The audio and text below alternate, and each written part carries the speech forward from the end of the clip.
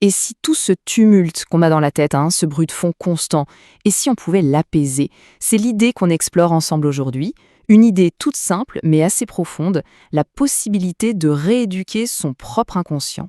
Au fond, la question que tout le monde se pose, c'est bien ça. Comment on fait pour transformer ce désordre intérieur, ce brouhaha permanent, en une vraie paix durable? C'est un peu le voyage qu'on commence maintenant. Bon alors, on y va. L'idée de base, elle est toute simple, mais elle change tout. On s'imagine souvent que notre inconscient, c'est une sorte de forteresse, impossible à atteindre. Eh bien, en réalité, on peut s'en approcher et même, oui, le rééduquer. Mais alors, comment on fait? Sûrement pas avec des thérapies compliquées ou des efforts de titan, non, non. La transformation, elle se fait avec des gestes tout simples. Par contre, il y a 3 clés, 3 conditions. Il faut que ces gestes soient profondément ressentis, qu'ils soient répétés et qu'ils soient faits avec une vraie intention. D'accord, mais concrètement, ça ressemble à quoi? Eh bien, la méthode, elle est presque trop simple pour être vraie. C'est un petit rituel à faire le soir. L'idée, c'est qu'à chaque fois qu'on fait ce rituel avant de s'endormir, notre inconscient, eh bien, il enregistre une nouvelle façon de finir la journée. C'est un peu comme si on lui montrait un nouveau chemin, une nouvelle habitude, un chemin qui ne mène pas à l'inquiétude ou au ressassement, mais ailleurs. Et ce moment, juste avant de dormir, il est clé. C'est là que l'esprit est le plus ouvert, le plus réceptif. Alors voilà le cœur du réacteur, si on veut. C'est un rituel en 4 phrases, 4 intentions très claires. La première, j'accepte. J'accepte ce qui est. La deuxième, je fais confiance. Confiance dans ce qui se passe. La troisième, je m'abandonne, c'est-à-dire que je lâche le contrôle. Et pour finir, je remercie. Donc au final, la pratique complète, c'est juste cette phrase. Une phrase qu'on se murmure à soi-même, comme un mantra, avant de glisser dans le sommeil.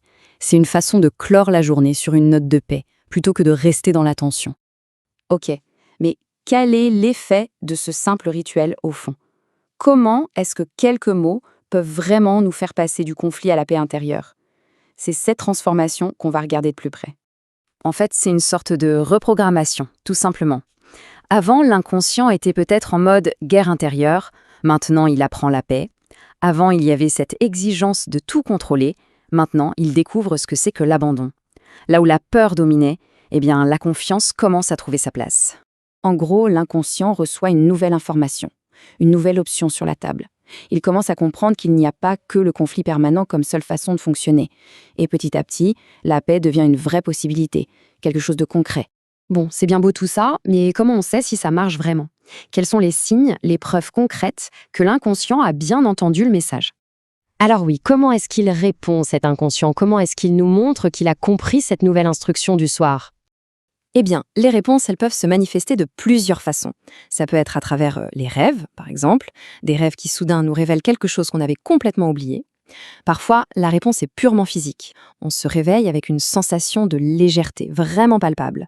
Et puis, il y a la réponse la plus subtile peut-être, l'apparition d'un silence intérieur qu'on ne connaissait pas.